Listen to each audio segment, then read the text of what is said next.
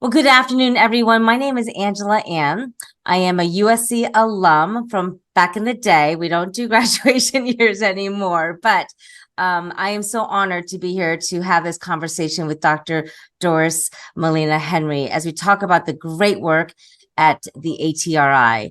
Um, I first kind of came into the world of Alzheimer's disease through my family, but at that time when I was real young, maybe middle school, high school, my parents didn't really want to talk about Alzheimer's disease in the family.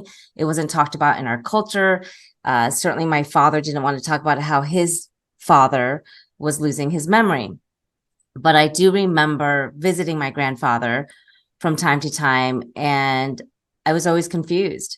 I didn't know why he just didn't focus his eyes on me or really say anything to me, and why we were hurried into his room and then kind of hurried out after 5 or 6 minutes. So that kind of piqued my interest. And then when I was at USC, fight on, I worked at the Andrus Gerontology Center. Not sure if anyone remembers where that is on campus, but I worked at the Alzheimer's Disease Research Center answering phones.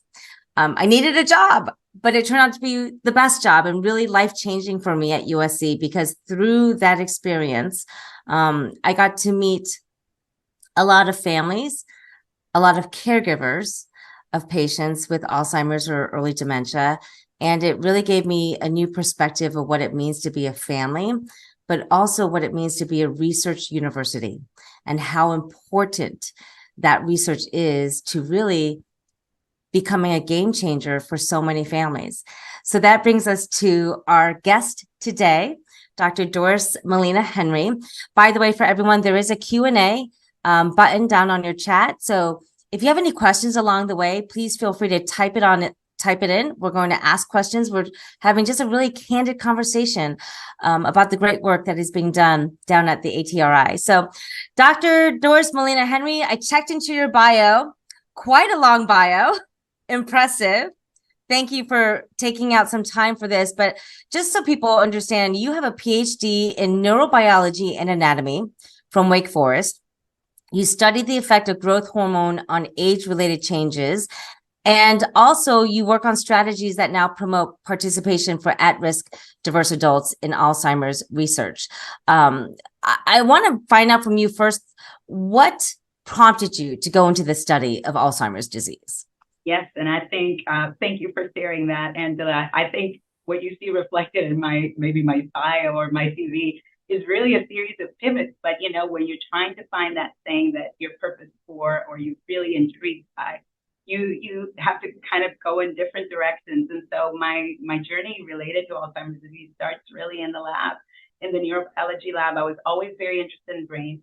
I was always very interested in how we learned, how we remembered, how we operated, how we function. How does the central processing unit of the body operate? And how do we not think about it while we're doing it? Because that's a very almost meta thing. But so it always intrigued me. And so I started with a lot of studies in rodents. So we had labs that were mainly looking at specific hormones and changes in those hormones as mediators or underlying some of the changes in memory that animals would experience. So we would test them pre and post and see if they would respond to treatments like this.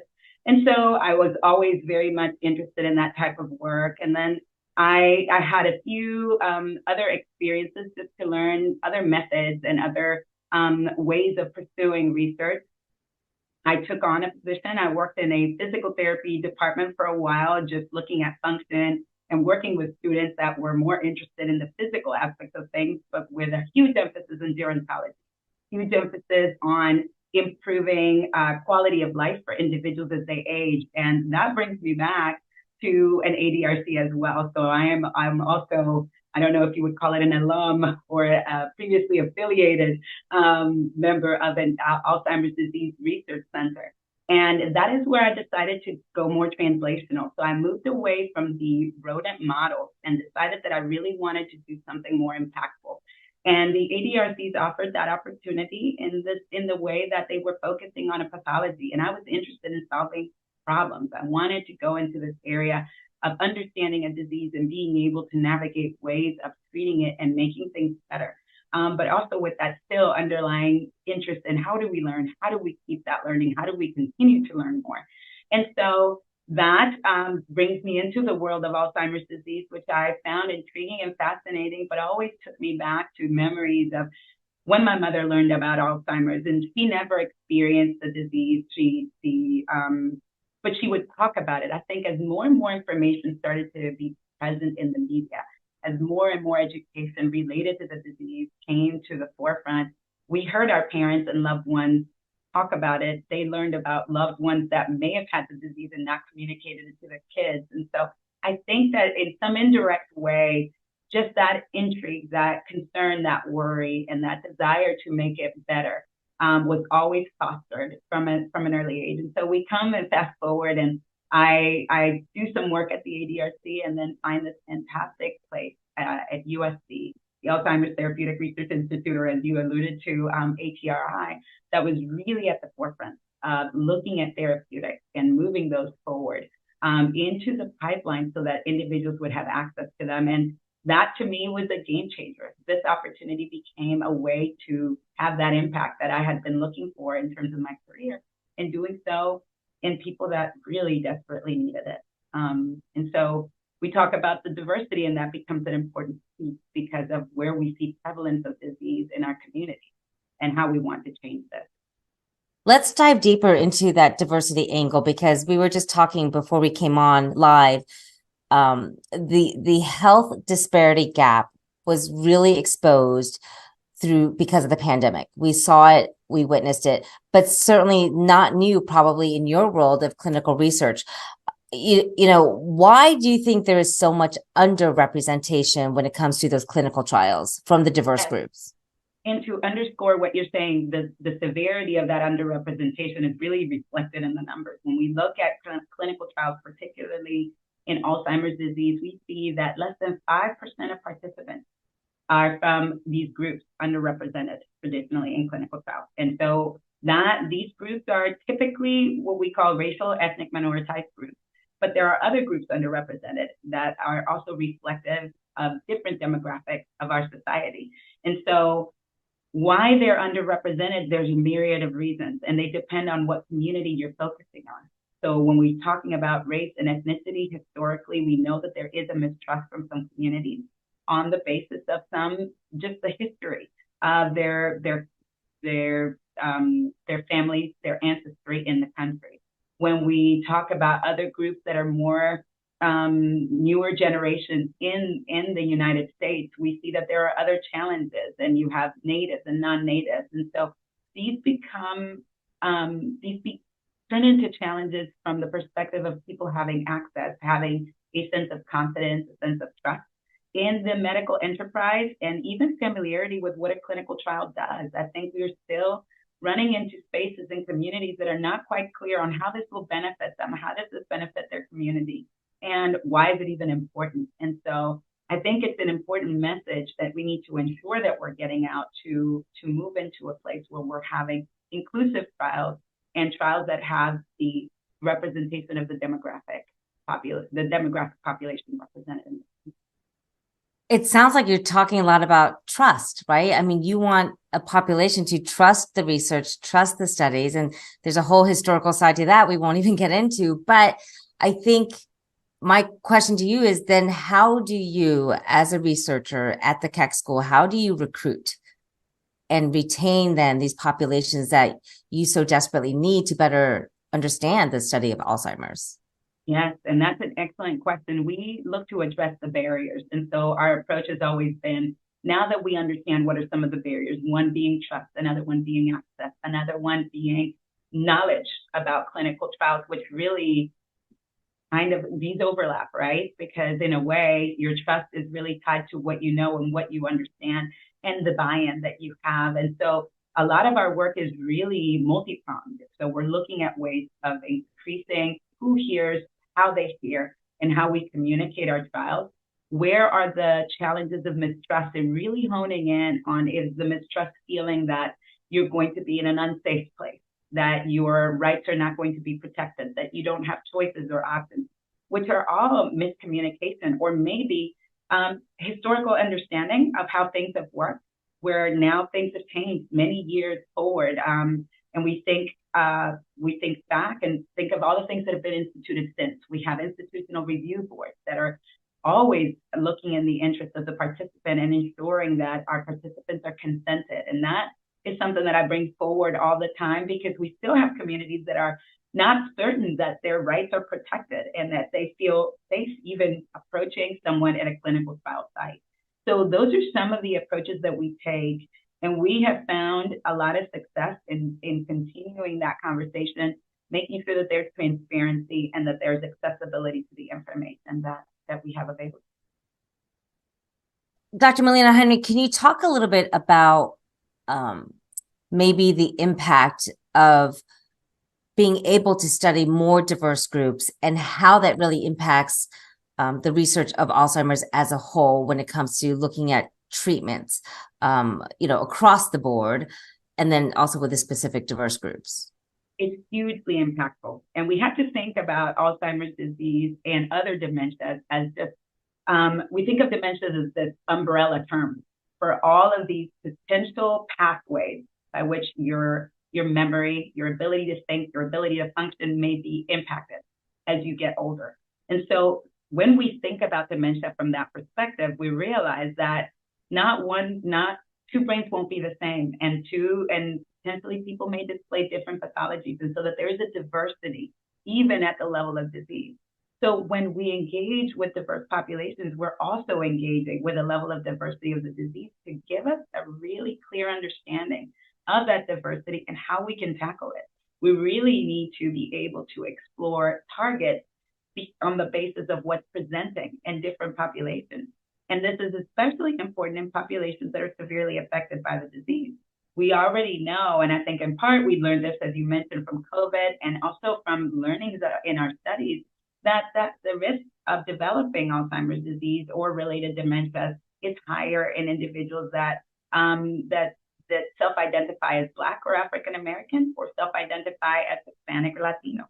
And so these really present these almost paradoxes in the sense that these are the individuals that are underrepresented in our trials, but are the individuals that are representing the majority of cases as we see Alzheimer's disease continue through the years. And our hope is to begin to address it now before the problem is greater. I think the fact that we're talking about it is definitely a step forward, right? Where ATRI is helping to hopefully close that gap that we're seeing there. Just a reminder again to our friends who are joining us on this Zoom that we are open to questions and anything that you'd like to ask Dr. Molina-Henry as well. I think there's a way that you can do it anonymously too, so we can do that. I do want to dive a little bit into some of this research that we're seeing coming out of ATRI, because there is just so many amazing things. We know that there are blood-based biomarkers, and that's been huge. And ATRI was really the kind of the groundbreaking research, if you will, that really dove into that. What else can you tell us about the research that's going on? Yes, even with biomarkers, we continue to see it almost as a gift that keeps on giving. The novelty of introducing these as part of screening, the screening process. And we know that the goal will be that these continue to be explored further, and we can use them for even diagnosis at some point, maybe in the next five years. But for now, at the Institute, at ATRI, we're really using it at the screening level to give us a greater sense earlier on of where populations fare in terms of disease pathology. And this really helps us identify particularly individuals that don't have symptoms. So as you know, part of the expansion in the field is really making sure that we approach Alzheimer's disease not just from the treatment side of things, but also from the prevention side of things. And as we approach that, the challenge is, how do we identify people prior to them having symptoms that will likely have those symptoms 5 to 10 years later? And so biomarkers add to our ability to be able to do that, to identify people at this time that can participate in a trial because they are biomarker eligible, simply meaning that they have biomarker levels that make them eligible to participate in a study that might allow us to further explore a treatment that targets that biomarker or that targets that molecule. Sure. And that could possibly slow down whatever progression of that disease that is Absolutely. within them. It also becomes less laborsome for the participant. If Yeah. you're not eligible, you're not eligible. If you are eligible, you have a much more concrete idea prior to moving into other screening stages of a clinical trial. So it really has increased our ability and our efficiency in being able to offer this as an opportunity for people to move forward in our study. Boy, what you just said, coming from, a granddaughter who watched her grandfather, like I just hear hope and I hear a promise, right? I know you're not making a promise, but I hear the hope of a promise that one day I or my daughter will be able to just be able to know from a simple blood test the same way she does everything else. And I think that when you talk about that family line and how do you explain to your children what's happening with someone they love, you've erased that mystery for me. I mean, I'm just like kind of giddy about that, just hearing you talk about it. Exciting. And I think that that's really the impetus for the work that we do. I think that we have so many individuals committed to this and to ensuring that we get to a place where we are able to eradicate this disease, that we are able to really provide alternative options, that it doesn't become just the end the moment you have a diagnosis. I think to me that is exciting, and all the more exciting to be a part of it at this time where we're seeing so much progress and we're seeing so much positive come out of the work that has been invested for so many years to come to where we are today. How much of this research do you feel also expands to other dementia related types of diseases? I think inevitably we'll learn so much more about other dementia type diseases. I think biomarkers add to that. They allow us to know whether somebody has allow us to know more clearly if we're looking at AD pathology or Alzheimer's disease pathology, or we may be looking at something slightly different. Is it one protein? Is it another? Is it likely to be one pathway? Is it likely to be another? Does this present in some groups compared to other groups? And being able to answer those questions allow us to really get at other ways in which we can address the disease in ways that it manifests in different people.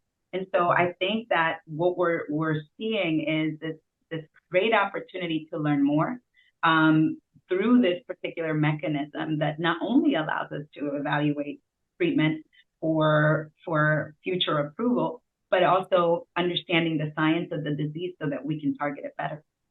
Yeah. Okay, so we talked about blood-based biomarkers. I'm a journalist. What else can I break? Breaking news here. Any other research that's coming out of ATRI that you'd like to share? Yes, we continue some of our phenomenal studies. And so one that I love to bring up is along the lines of introducing the biomarkers into the screening process. The study we did this in is one that we call the AHEAD 345 study.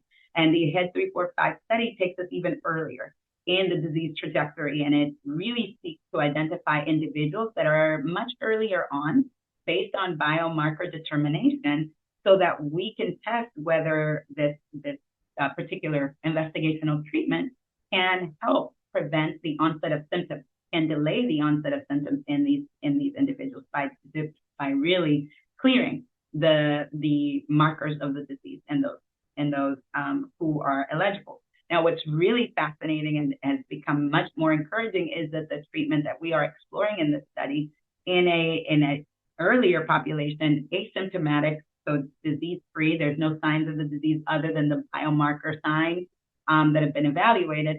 This is a treatment that has recently received just this year approval by the FDA and traditional approval by the FDA for individuals with mild cognitive impairment. So we're taking it earlier and seeing if this same treatment will work in individuals at an earlier stage and could help us prevent the onset of symptoms.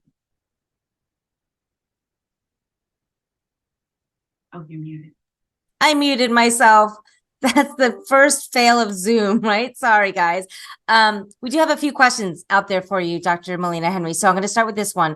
And it might go back a little bit to some stuff we talked about, but this person wanted to know, what about clinical trials that take into account comorbidities? Underserved and underrepresented groups have comorbidities. So what are researchers doing to include us in taking into account these real issues for underrepresented groups? That's a fantastic question. And it's so exciting to hear individuals engage in asking those harder question.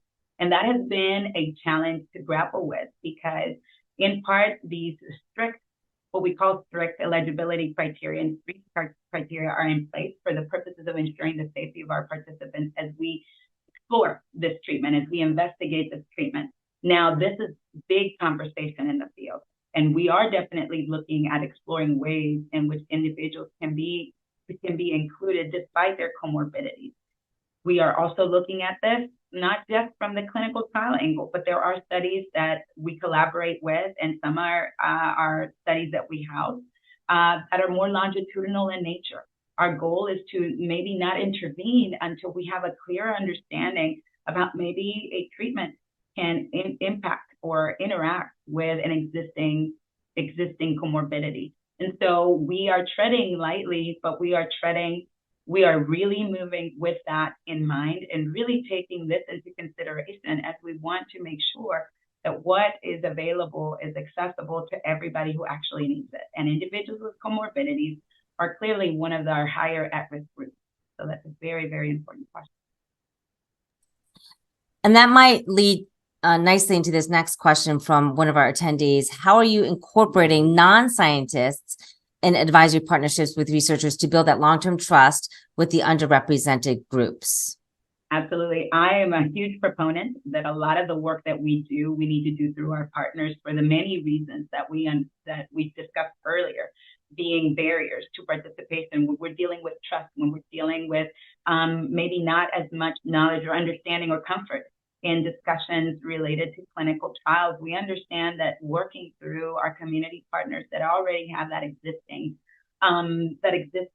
partnership, that historical trust built in, and that we're working through their buy-in, that we are really integrating their feedback and what their suggestions are into the work that we do, that we infuse it that way. Some of the work that we are doing, and I'm very, I've considered myself very proud to be a part of that work, is really taking us to systematically evaluating how that impacts participation. And we engage individuals through community partners, even at a supermarket level, where there's more health-related activities. And does that foster more participation because we're working in tandem with a partner and they are helping us communicate the science and bringing that level of that sense of comfort to participants in their vicinity. Some of the other work that we're doing is really trying to bring our community screening efforts to community settings. So being able to not just work with our sites, but also work in community settings where people are comfortable attending and already find these places accessible, and giving people the opportunity to see whether they might be eligible or not to participate in a clinical trial if they're so interested. And so does the ATRI have a participant advisory board? Yes. And so the Alzheimer's Clinical Trials Consortium, which is part of what is a big entity that we oversee and work with, and it's led by multiple PIs or multiple principal investigators in different geographical locations, is really a group of institutions and group of experts in the field that come together.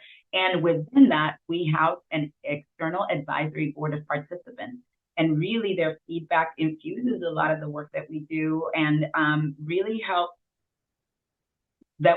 helps us consider the participant voice first as we approach things and move forward.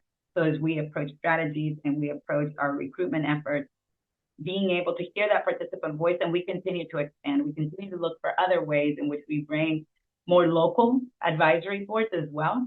So this is a more central effort, and then we look at other more local efforts and partnership with our scientists.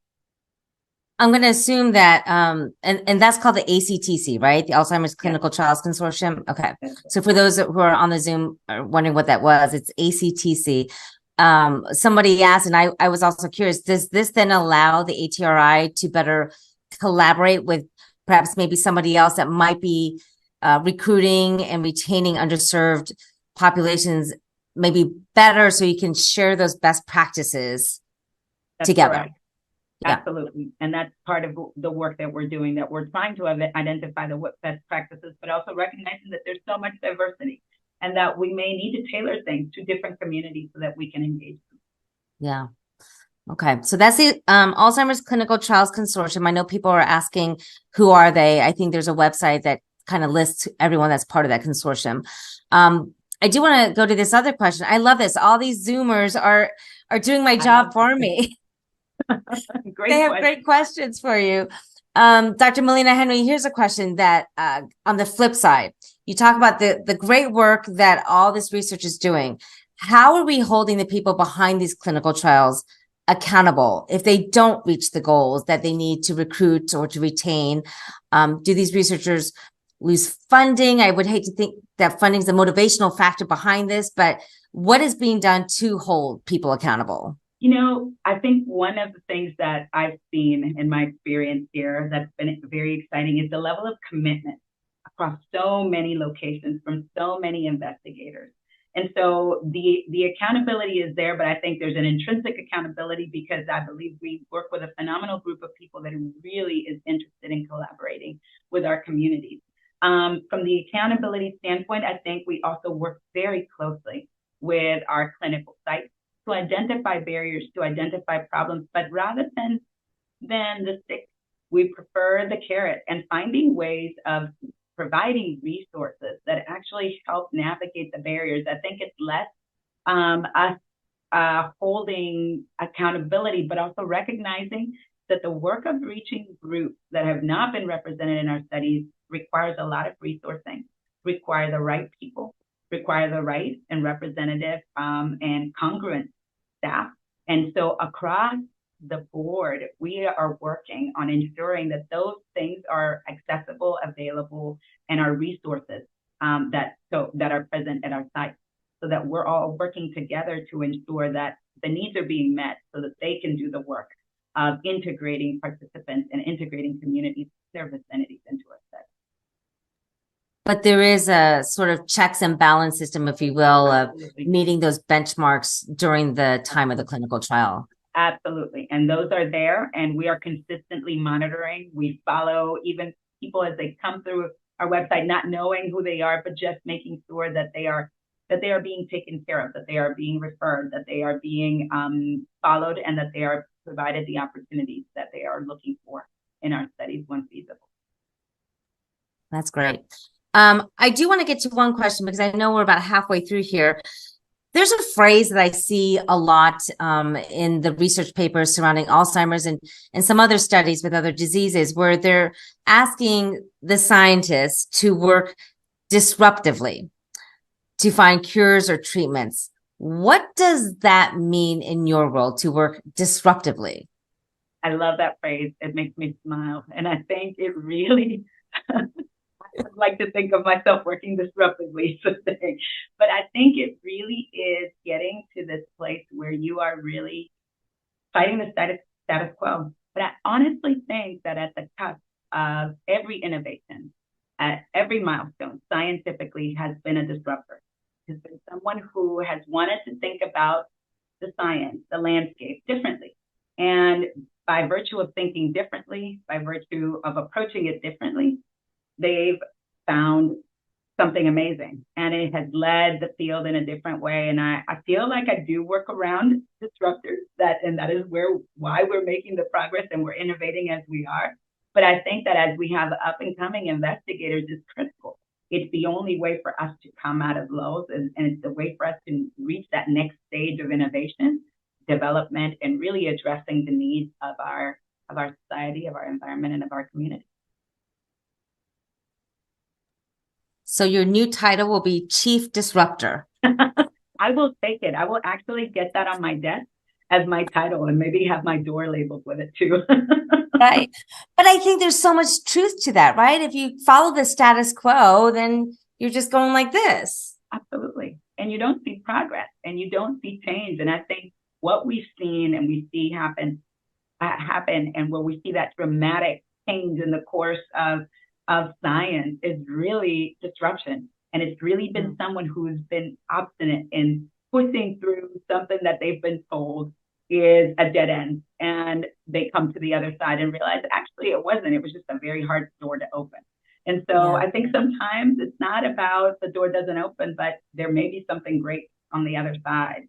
we've seen that. We've seen that with the amyloid hypothesis, and it took years before the work of those investigators came to have the impact that is now had in the field. And we see that continually with people working really hard to redirect, and not solely redirect, but expand the field in areas that are unexplored. And I think that's exciting. I think that's important, and I think really we're hoping that we continue to be explorers and adventurers in this place of the unknown. And I have to tell you from my own experience at ADRC, I think that's what I loved about USC. Not just as a student, but when I was at the ADRC, I remember just watching these researchers. So this was 30 years ago or so. And I constantly heard them asking each other, but why? Why can't we do that? And, I'm just, the little college student filing away their papers. But I just found it so inspiring that they wanted to challenge the norm, if you will, and I thought, against this great institution of USC, but they weren't afraid to do that. And I think that's what is really just driving so much of that research we're seeing coming out of ATRI. I couldn't agree more. I really do think so. And I think it's that diversity of thought, that diversity of discipline, that diversity of thinking that brings us to this place where we're questioning and challenging and really breaking ground in areas that have been untapped. And so I look forward to seeing what the next 5-10 years, but I think biomarkers have become what they've become, the tool that they've become, and the tool that they will be, because somebody decided we're going to dig deeper into this. PET scans, we're the same. And so as we see things evolve, likely behind every discovery is a disruptor at heart. Yep. I love that. When you go through clinical trials, right, some people drop out for whatever reasons, personal, or maybe they weren't happy with something, but is there a mechanism that ATRI does to say, we appreciate your participation? How do you utilize the feedback they give you to either improve the next clinical trial? And maybe perhaps when they go back to them and say, hey, we've got a new trial that this one didn't work out, but this one might. Yeah, I think we definitely keep track of this. We're, as I mentioned, if you think of our structure, we coordinate a lot of our sites so that we have a broader reach geographically. So we have sites in a myriad of cities and locations so that participants across the country can have access. And so we work closely with our sites, and our work is not strictly on recruitment, but also making sure that retention is happening. We're constantly monitoring behind the scenes when we see changes in our participation or individuals returning to their appointments. So we do take that feedback. We take it into site training potentially if that's the need, or finding ways of navigating what were the barriers. And sometimes it's a fit, sometimes it's a commitment, sometimes it's a burden. And some of that we just have to respect. And I think that that's another place that we constantly balance and making sure that this is something that the individual wants to do out of their own volition, that it's something that holds value for them, that they feel socially integrated into even that site and the people that they're frequently seeing. We're talking about studies that may last 2 years. And so we have had a lot of very positive reports, particularly from some studies that have concluded where participants felt like they had built family. They've been in the same, with the same group of investigators, with the same site for years now. And so to them, leaving or ending a trial became the end of an era. So they were ready to participate again or to tell their friends. So we do see both. And we understand that some things cannot be navigated, but wherever we can, we take that in. If it's an access thing or a transportation thing, that is something, that's a barrier that can be navigated. That is modifiable. So wherever possible, we are integrating into our process that participant feedback. So if you are in one of our trials, I highly encourage you to share those challenges, because it really helps us move things forward and make this a comfortable approach for you as well. Yes. You got to speak up, right? You got to be able to say, hey, I can't get there. Peel away the layers of barriers so that we can get to the core and help. I love this question from one of our Zoomers. Can artificial intelligence and machine learning be used in conjunction with detection of dementia biomarker of Alzheimer's. Oh, that's Ooh, exciting. yes. That is exciting. And I am so not an AI expert. So full disclosure, I am not, but I do follow what's happening in the field of AI. And I think that in years to come, we will just see just the exponential growth of what we learn and what we're able to do by virtue of this phenomenal tool. I still feel that there's a valuable there's value in looking at this as a tool in the context of what we do and how it can extend and expand our capabilities in the trial space. I do foresee that for screening purposes, why not? I think the more data we have, the more data we acquire, the more we can predict how things will change from one individual to another so that the possibilities are infinite. But I don't think that they will ever replace our providers. I don't think that they will ever replace the process, but I do think that they will give us broader reach and greater opportunities in advancing the work. Yeah, I'm kind of with you on, I study a lot of AI because of my work as a journalist. And I know that it can replace a lot of the mechanicals, right? Of what I do or what, the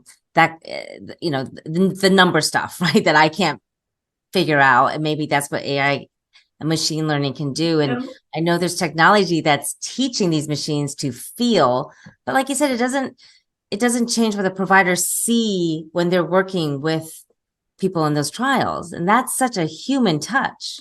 That's such a human touch. And and speaking, and since this is conversation as a non-expert, I do see where there could be a lot of excitement related to screening. So when we think of the ways in which we are approaching screening, we're looking at finding whether someone will develop dementia by looking at their cornea, finding whether someone's hearing patterns is going to lead to them developing dementia. So when we talk about a tool, being able to take all that information and actually see those patterns, it's very likely that it will really contribute to being able to say this combination of factors are likely going to dictate risk in a certain group of people. So it is exciting to think about this as a prospect for advancing screening and identification of the disease early on. Well, that was a great question by Koban asking about AI. Full disclosure, we are not Keanu Reeves. This is not the Matrix. We don't live in that world. So take that with a grain of salt. I'm looking at this one question that a gentleman asked, and I'm just going to read it because he put it out there, Mr. Smith. He says, I'm 77 years young. My memory's fading, function well during the day, but forget things like what I have for dinner the next morning, what I did during the day, did yesterday. What could issues like that indicate if it's not on a to-do list, even though they know they need to do it before the day ends? Any suggestions to improve memory? So just improve memory. So I'll be careful here because I'm not a physician and I'm not a neurologist. So I'm a PhD, meaning that I do mostly research, and I don't know necessarily what would be most beneficial, but I always feel that the ideal recommendation is really working with that care provider. And they have these resources, they have these strategies, and they also know you more than anybody from that perspective. And I highly recommend going with a loved one, going with someone that is close to you, and maybe attending an appointment and really sharing these concerns and having someone walk you through some of the strategies. We also have phenomenal resources that are more self-beneficial, so you would have to approach it and see what works best for you. But always looking at the Alzheimer's Association resources, they have a lot of key information, particularly around care, around navigating changes in your life and your health related to brain health. So I think those would be my recommendations, which tend to be more broad, I know, but I want to make sure that I don't delay the process of actually seeing someone that can give you information that is valuable for you at this time. So that would be what I would say on. That's great advice. And thank you, Dr. Molina-Henry, for that clarification, right? We're not here to give out diagnoses or anything like that, but we're here to help. And I think that's great to just, go see your your primary first if those concerns are real. It's interesting. Probably about 15 years ago, I started playing Sudoku, that numbers game. And I thought, okay, this will help, right? Again, because I think of my grandfather, so I'm thinking, well, I can delay the disease if I have it or whatever. So I used to do it almost every day. And my husband one day came up to me and said, it doesn't work if you flip to the back to look for the answers. I'm like, I know, but I Oh, tried. that's so disappointing because I do the same thing. I know. And then when there's like 5 boxes together, you're like, that's a lot of numbers. Anyways, I'm kidding. I love the game. But you bring up an important point, and I often wonder, and I don't know, I don't want to pause. I would love to still pause for questions because I think this is important and this is who it's for. But you bring up this important thing of preventing. What can I do? How do I keep my memory sharp? So maybe before I have a diagnosis or I have not. And so that question often comes up when I do things like this and when we're interfacing with the public. And I'd love to highlight some of the work that our colleagues in other fields continue to do, where I want to indicate and emphasize that we can always mitigate risk. We can always reduce our risk in some regards. There are modifiable risk factors for Alzheimer's disease and related dementia, things that we have control over. Our genetics, our age, as much as we would love that, are not things that we can control. So we know that these are things that we're going to face that are more hardwired. And that is why we have field of therapeutics that is really looking for ways to interface and intervene where these hardwired, non-modifiable, outside of my control pieces are. But on the side of what we can control and where we can reduce our risk, we know that some of the key risk factors for Alzheimer's disease are some of these comorbidities like cardiovascular risk or hypertension, your high blood pressure, having diabetes. These are things that while they are contributors to the disease or things that we can modify by virtue of taking treatment, being seen by them. So making sure that it is managed and managed adequately is a way of reducing risk, getting our 8 hours of sleep. And no judgment on anyone, but I think those are some of the things that we have seen. There's a big relationship with development of dementia and the impact on the brain and just really ways in which our brain health takes a hit. So ensuring that we are looking for these tidbits of things that we can modify, having a diet that is really conducive to maintaining our brain health and maintaining our blood pressure, controlling our blood pressure, controlling our diabetes, will all be things that we can do on the other side, socially engaged, as well as cognitively engaged, as you alluded to, Angela, are very important things that we should do and for our overall health, but also make our brain very happy. It is all connected. You think about it. I spoke with a friend who runs a diabetes center here at Ohio State, and she was saying she can treat the diabetes, but if you don't treat the whole health, that's just one piece of the pie, and so it makes it more challenging to treat that if you don't take care of all the other stuff. Absolutely.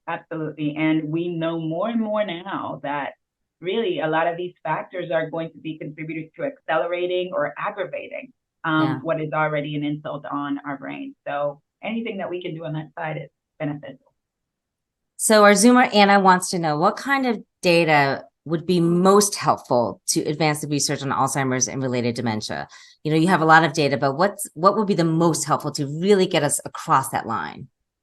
So I think, and it may be a little bit biased, I think our opportunity with screening and what we learn from what we see in blood and being able to have more and more people involved at that level where we can determine whether they can participate in a study or not, but also additional studies that we can do to understand how we can best identify the disease. I think this is going to be hugely impactful as we move earlier on in the disease trajectory, identifying it at that window where we can make a difference, where we can intervene and change the course of the disease.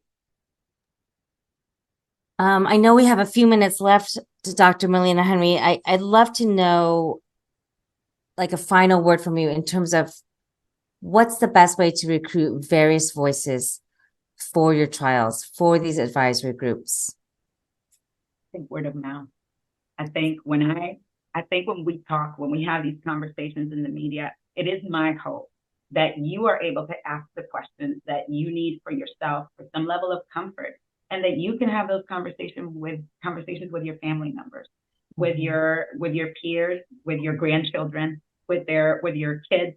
If you're the person who's at risk, those that are coming behind you, and those that are at your state in the same place, and more conversations at our community level, I think will elicit that increase in participation. I think my hope is that for those that are watching, they can take the message, but they can continue to ask the pressing questions that might allow them to feel comfortable in this space, and where they can feel that their voice and recognition that their voice or participation is so immensely important for the direction of the field, is probably the biggest thing that we can do. I think to me that is the most impactful, because those around you trust you. And if you trust what we're saying and you've gotten the answers to your questions, then we create a greater level of comfort in having these harder conversations about past, and also involvement, and also how we can change this, not in a silo, but together. I think that's so well said, especially, coming from a family that never talked about it, and now knowing how important those conversations could have been to me as a child, understanding it more. And then, who knows, right? That maybe I would have gone down the path of ATRI instead of journalism. I mean, I don't know, but through my platform, that's why I'm here. And I know that ATRI has a Twitter page, or what do we call it today? X. It has an X page, Facebook, but certainly the website for ATRI is filled with great stories and news releases about the great work that is done there. Any final words before we close, Dr. Molina-Henry? Yes, I think thank you so much for your time, for listening. We invite you to look at our resources at the website. And if you're still on the fence, I think there are opportunities to just sign up for a registry. Just being proactive. I think my only ask of people is always to be proactive about your own brain health. I think it's going to take a concerted effort from all of us to find a way forward, and to make sure that we are all battling against this disease. But we continue committed, and we will make sure that we do everything possible on our side to value the investment that you place in us, and also that we change the course for many people. And I think I'm comforted just through this short conversation with you, knowing that if ever I say, yep, we're going to try that clinical trial, I know I'm going to land on the other side with both feet firmly on the ground. I fundamentally believe that, coming out of USC, not just because it's my alma mater, but because I see the work and it's tangible, and you can really feel the palpable movement that y'all are doing there. So thank you very much for what you're doing. For our participants today, please, please, please, as you heard Dr. Molina-Henry say, let's spread the message. Let's get the word out. This Zoom is being recorded, so you will have a follow-up email where you can share this as well with your friends and family, and really anyone who you think might need to hear about this. But the website for ATRI does have a section where people can sign up for those clinical trials, and not even sign up, just ask. And you get the information. Doesn't mean you're signing the dotted line, right? You're just gathering the information. So we're going to say goodbye to our chief disruptor, Dr. Doris Molina-Henry. Thank you. Thank you very much for giving us the courage to kind of talk about a lot of this research that is happening at the Alzheimer's Therapeutic Research Institute. Have a good afternoon, everyone. Enjoy. Take care.